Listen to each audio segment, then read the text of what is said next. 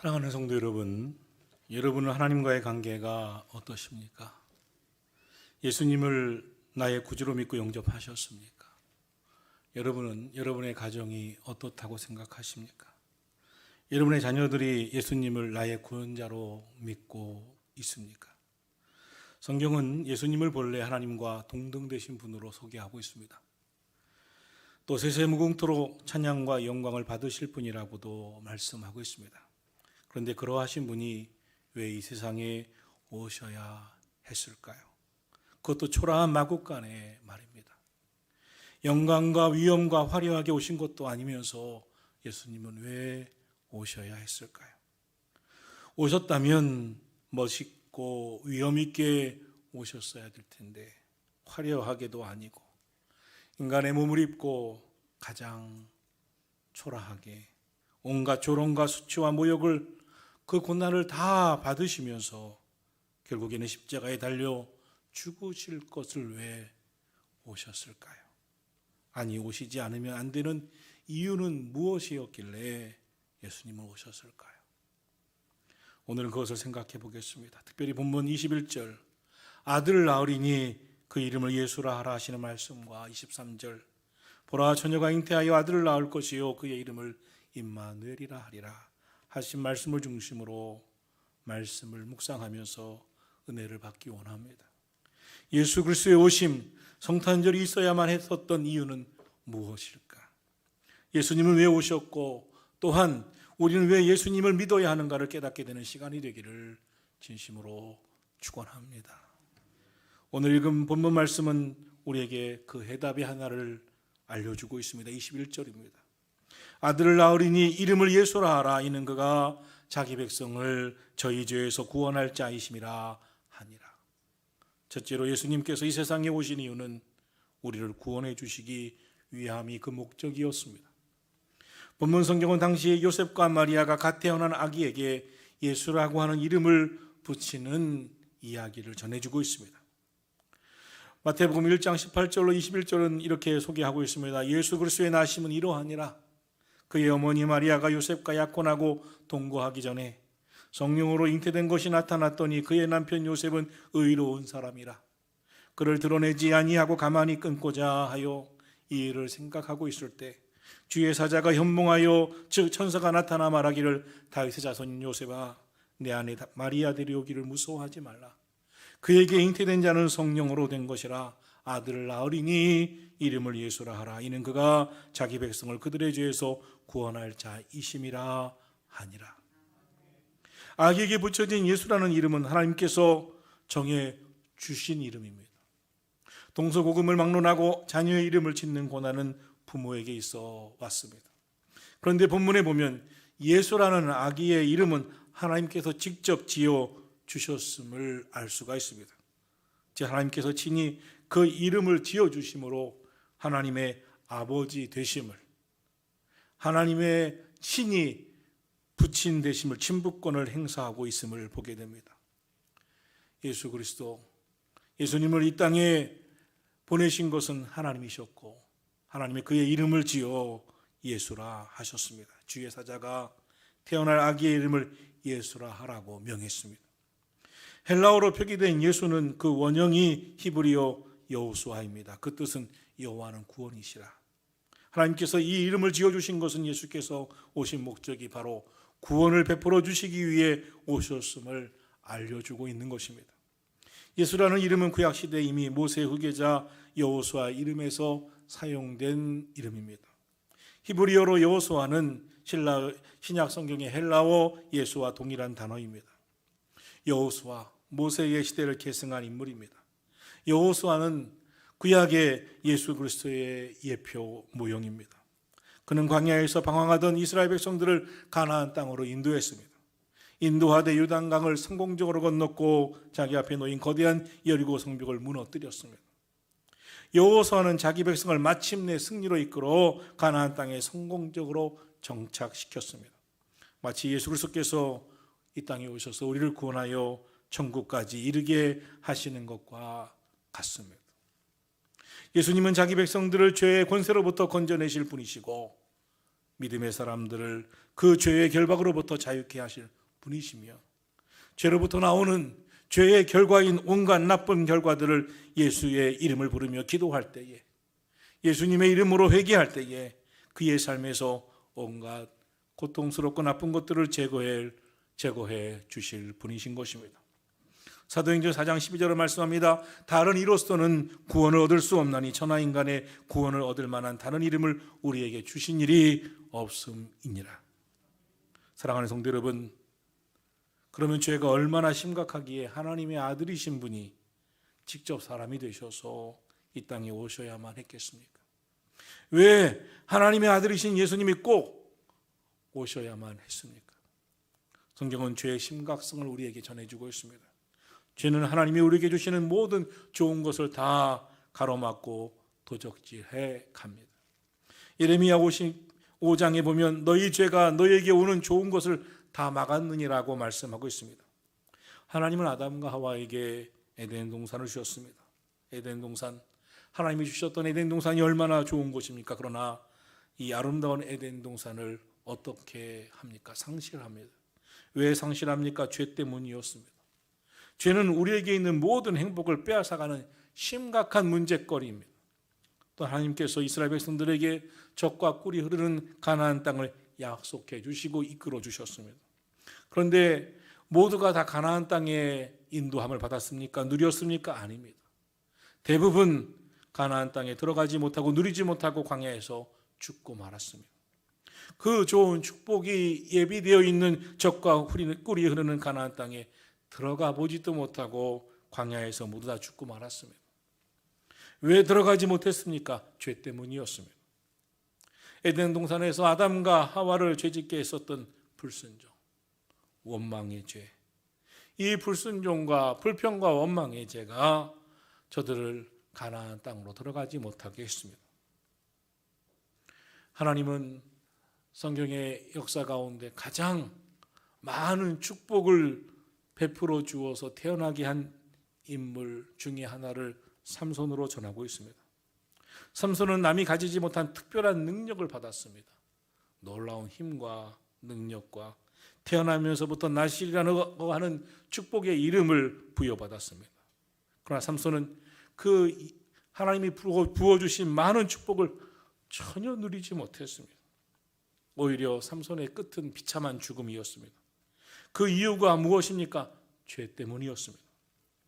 죄의 문제점은 우리에게 주신 하나님의 모든 축복을 다 빼앗아가 버리는 데 있습니다. 죄는 은혜와 우리에게 주신 각종 좋은 것을 다 빼앗아 갑니다. 도적질해 갑니다. 불행을 줍니다. 그 좋은 모든 것은 다 도적질해 가고 우리에게 고통을 줍니다. 죄는 우리에게 상상할 수 없는 큰 고통과 재앙을 안겨줍니다. 그런데 본래 인간은 어떻습니까? 사실 인간은 하나님께 복받은 존재로 창조되었습니다. 하나님께서 그들에게 복을 주시고 은혜를 부어주셨습니다. 그러나 죄는 우리에게서 하나님의 복을 빼앗아가고 우리에게 주신 은혜를 저버리게 했고 큰 고통과 재앙을 가져다 주었습니다. 모든 인류가 저주 아래 놓이게 된 것도 바로 죄 때문이었습니다. 죄는 하나님과의 관계를 멀어지게 만들었고 우리의 영혼을 하나님과의 관계에서 멀어지게 함으로 우리의 영혼을 빼앗아갔으며 우리의 영혼을 병들게 만들었고 영적 무기력에 빠지게 만들었으며 죄를 지으면 어떻습니까? 잠시는 쾌락이 있는 것 같지만 죄가 들어오는 그 즉시 그의 인생은 무너지기 시작합니다. 그 마음이 산산조각납니다. 병듭니다. 가정이 쪼개어집니다. 이웃과의 관계가 깨어집니다. 하나님과의 관계가 무너졌으니 하나님과의 관계가 멀어졌으니 임마누엘 하나님께서 함께 하시는 인생이 되지 못하고 맙니다. 그러므로 하나님의 은혜와 도우심 아래 거하지 못하고 연약한 인생은 견디지 못하는 것입니다. 죄는 사람을 영원한 지옥으로 끌고 갑니다. 로마서 6장은 말씀합니다. 죄의 삭은 사망이요 결국 영원한 멸망 곧 지옥으로 우리를 끌고 간다고 말하고 있습니다. 사랑하는 성도 여러분, 인간은 아무리 만물의 영장이라 하지만 그것은 하나님의 형상을 가지고 있을 때 하나님의 은혜 안에 있을 때 하나님과의 관계가 바로 서 있을 때 아름다운 것이지 하나님의 형상을 잃어버린 타락한 죄 가운데 있을 때, 하나님과의 관계를 끊어버렸을 때 인간은 하나님의 형상을 잃어버리고 죄악에 끌려가고 마귀에 구속되어 지배를 받게 되는 것입니다. 그 인생은 결국 고통스러운 인생, 괴로운 인생이 되는 것입니다. 오늘 이 땅에 수많은 사람들이, 교회를 다니는 사람들조차도 수많은 사람들이 이렇게 죄의 문제가 해결되어지지 않은 채, 하나님과의 관계가 회복되어지지 않은 채 마귀의 지배를 받고 고통스러운 괴로운 인생을 살고 있음을 보게 됩니다. 따라서 인간에게 가장 심각한 문제, 긴급한 문제, 시급한 문제는 다른 것이 아닙니다. 죄의 문제를 해결받는 것입니다. 그런데 이 땅에서 그 해결책을 찾을 수가 없습니다. 그 어떤 사람도, 이 세상의 어떤 방법도 죄의 문제를 해결할 길이 없습니다. 왜냐하면 이 세상은 의인이 없나니 하나도 없기 때문입니다. 이 사람보다 저 사람이, 저 사람보다 이 사람이 조금은 나은 줄 모르나 모두 다 저와 여러분은 죄인입니다. 그래서 우리를 구원하기 위해서 예수님이 오셨습니다. 우리의 죄의 문제를 해결해 주시기 위해서 예수님이 오셨습니다. 사도행전 16장에서 바울 사도는 외칩니다. 주 예수를 믿으라. 그리하면 너와 내 집이 구원을 얻으리라. 우리가 구원 얻을 길은 단 한 가지라는 것입니다. 주 예수를 믿으라. 그리하면 너와 내 집이 구원을 얻으리라. 예수 그리스도, 예수님이 왜 오셨습니까? 오늘 성경은 분명히 말씀합니다. 이는 그가 자기 백성을 죄에서 구원할 자임이라 하시니라. 우리를 구원하시기 위해서 예수님이 이 땅에 오셔야만 했습니다. 다른 이로서는 구원을 얻을 수 있는 길이 없기에, 다른 방법은 우리를 구원할 길이 없기에 예수님이 오신 줄로 믿습니다. 그 예수님이 우리를 위해 고난을 받으셨습니다. 십자가를 지셨습니다. 그리고 죽음을 이기고 부활하셨습니다. 그리고 우리에게 영원한 소망이 되어주시면서 이렇게 말씀하십니다. 주 예수를 믿으라. 예수 그리스도, 그 이름은 우리를 죄에서 구원하시는 분이 되시는 것입니다. 오늘 누구든지 예수의 이름을 믿기만 하면 구원을 얻습니다. 예수님의 이름으로 우리는 기도할 때 못 이루어질 것이 없습니다. 예수님은 우리를 도우시기 위해서 이 땅에 오셨습니다.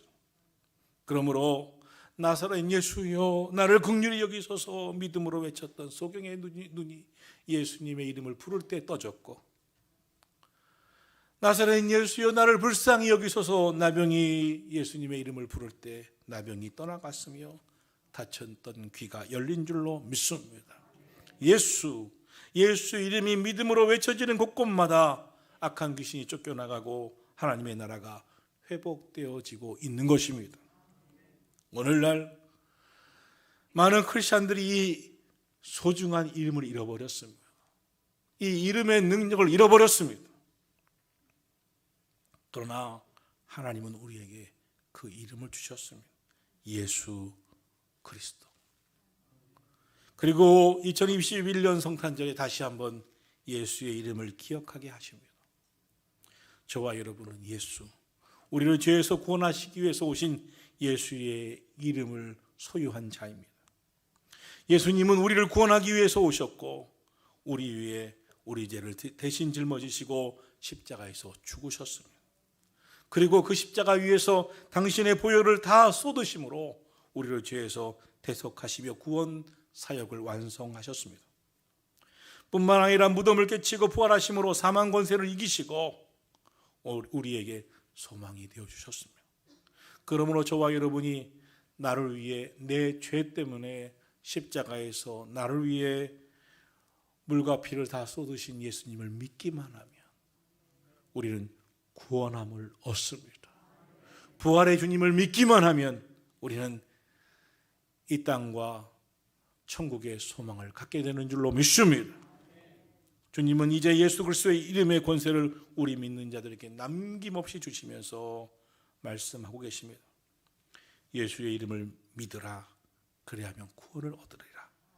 예수의 이름의 능력을 힘입어 세상을 이기고 마귀를 물리치고 승리하라고 하십니다.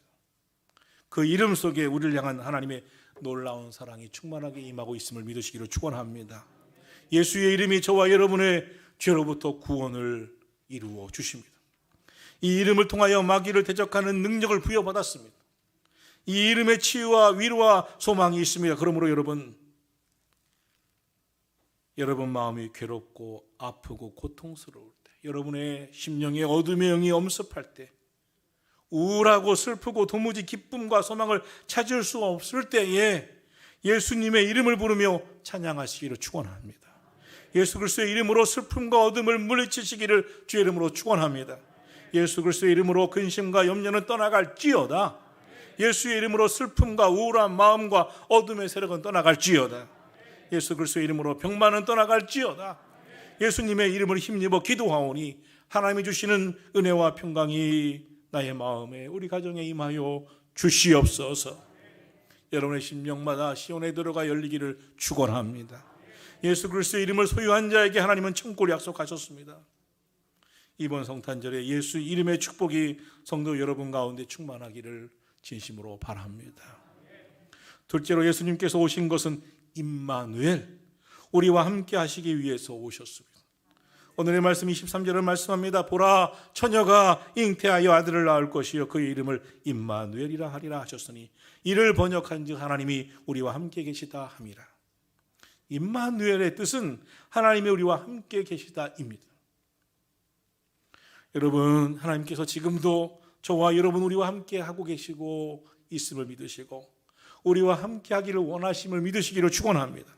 그런데 알아야 할 것이 있습니다. 하나님은 사랑의 하나님이십니다.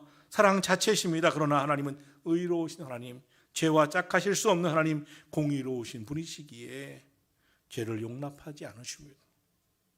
우리를 사랑하시지만 우리의 죄를 용납하지 않으시고 죄와는 함께 하실 수 없는 분이십니다. 그래서 예수님을 보내셨습니다. 예수님이 이 땅에 오셨습니다. 우리를 사랑하셔서 우리와 함께 해 주고 싶으신데, 우리와 함께 하시는 임마누엘 되고 싶으신데, 우리는 죄의 속박 가운데, 마귀의 속박 가운데 있기 때문에 그렇습니다. 죄인은 우리와 하나님이 함께 임마누엘 되시려면 이 죄의 문제를 해결해야 하였기에 죄 없으신 하나님이 사람의 몸을 입고 이 땅에 오셨습니다. 예수님은 하나님이시기에 죄가 없으시고 인간의 몸을 입고 오셨기에 죄의 삭신, 사망, 죽으실 수 있는 분이시기에 우리의 죄를 해결하기 위해서 오셨습니다. 하나님이신 그분이 우리의 모든 죄를 담당하시고 인간이 죄 때문에 감당해내야 할 조롱과 모욕과 고난의 그 고통을 다 당하시고 십자가에서 달려 죽으심으로 우리를 죄로부터 구원해 내셨습니다. 그리고 우리에게 말씀하십니다. 십자가에 나의 죄를 대신하여 달려 고난 당하신 예수를 믿으라. 나의 죄가 예수님의 십자가에서 죽으심과 함께 나의 죄도 죽었음을 고백하라고 말씀하고 있습니다. 그리고 죽음을 이기시고 부활하신 예수님은 영원한 소망, 이 땅에서도 소망이 되어주시고 천국까지 그 소망을 이어주시기 위해서 부활하심으로 부활의 믿음을 가지라고 말씀하고 있습니다. 예수님은 바로 이 죄의 문제를 해결하시고 죄로부터 우리를 구원하시기 위해서 이 땅에 오심을 믿으시기를 축원합니다. 그래서 세례 요한은 예수님을 향하여 이렇게 말했습니다. 보라, 세상 죄를 지고 가는 하나님의 어린 양이로다. 예수님은 저와 여러분, 우리 모두의 세상 죄를 짊어지고 가는 하나님의 어린 양으로 오신 것입니다. 믿으시기를 축원합니다. 우리가 살아가는 이 세상 정말 근심된 일이 많고 참 평안이 없습니다. 이 세상 공고한 일이 많고 참 쉬는 날 없습니다. 죄악된 일이 많고 참 죽을 일들이 쌓여 있습니다. 그래서 사람들은 돈을 가지고 부귀 영화와 권세를 가지고 그 고통스러운 세상을 해결해 보려고 합니다. 근심을 해결해 보려고 합니다. 공고한 고통을 해결해 보려고 합니다. 그러나 상황은 점점 악화되어 갑니다. 돈이 주는 기쁨도 있고 돈이 해결해 주는 것도 있지만 결국 돈 가지고 다 해결할 수 없음을 깨닫게 됩니다. 권세와 힘이 주는 기쁨도 있고 권세와 힘이 해결해 주는 것도 있지만 그것으로 영원한 문제를 해결할 수 없음을 깨닫게 됩니다. 더더욱 개인적으로나 가정적으로나 국가적으로 내가 원치 아니하는 일어난 일들이, 그 사건 사태들이 일어나므로 코로나와 같은 최악의 사건도 마찬가지고 우리의 삶에 직면해 올 때가 있습니다. 이럴 때 어떻습니까? 적지 않은 사람들이 그 문제, 시험, 시련, 그 사건 앞에서 될 대로 되라는 식으로 자신을 내버리고 맥없이 무너집니다. 낙심과 좌절 속에 헤어나지 못하고 심신이 시들어버립니다. 불행한 인생이 되고 맙니다. 어떤 사람들은 자신이 스스로 해결해 보려고 안간힘을 써봅니다. 더 훌륭한 인생이라 할 수는 있겠지만 그렇게 다 되지 않음을 저들은 깨닫습니다. 오히려 열심히 해결해 보려고 하는데 문제는 더 커질 때가 많습니다. 인생의 문제가 그 인생을, 삶을 짓눌러 버릴 때가 많습니다. 이때에 그 예수님을 믿고 구원받은 사람, 임마누엘, 하나님이 함께하는 믿음을 가진 사람은 사랑하는 자, 곧 그 뜻대로 부르심을 입은 자들에게는 모든 것이 합력하여 선을 이루게 하시는 하나님을 의지하고 기도합니다. 하늘문을 여는 기도를 드립니다. 또한 주어진 여건 속에서 하나님께서 역사해 주실 것을 믿고 하나님의 섭리와 은혜를 믿고 감사하며 나아갑니다. 그렇게 믿음으로 기도하고 하나님을 의지하면 그때 잃는 것보다는 얻는 것이 더 많게 됨을 깨닫습니다. 전화위복의 삶을 경험하게 됩니다. 믿음으로 구원받고 하나님의 은혜로 사는 참된 그리스도인이 되어가는 것입니다. 사랑하신 성도 여러분, 구원받은 믿음과 구원의 확신이 넘치는 사람은 무슨 일을 만나든지 긍정적으로 받아들입니다. 임마누엘이 하나님이 함께 하심을 믿기에 소망적인 삶을 바라보고 살아갑니다. 항상 기뻐하며 범사에 감사하며 쉬지 아니하고 기도합니다. 그러나 예수님을 믿지 아니하고 구원받지 못한 사람, 하나님께서 임마누엘 함께 하시지 않고 하나님이 함께 하시는 그 믿음이 없는 사람은 항상 문제와 시험에 넘어지고 쓰러지기에 부정적으로 소극적으로 살아갑니다. 이 사람을 봐도, 이 사건을 봐도, 저 사람을 봐도, 저 문제를 봐도 시험에 들고 불평과 원망이 많습니다. 전화위복의 하나님의 은총을 바라보지 못하기 때문에 그저 그 인생은 원망과 불평뿐입니다.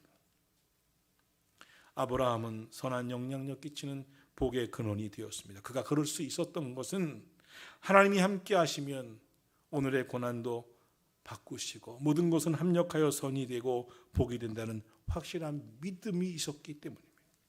입술로 범죄하지 않았기 때문입니다. 그리스도인은 아브라함의 믿음의 후예가 됩니다.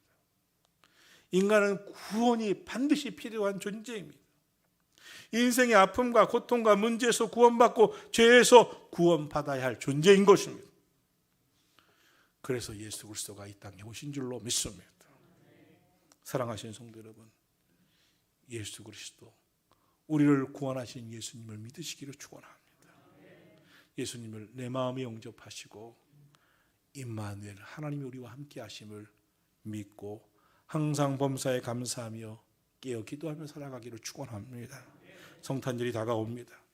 지금은 대강절기입니다.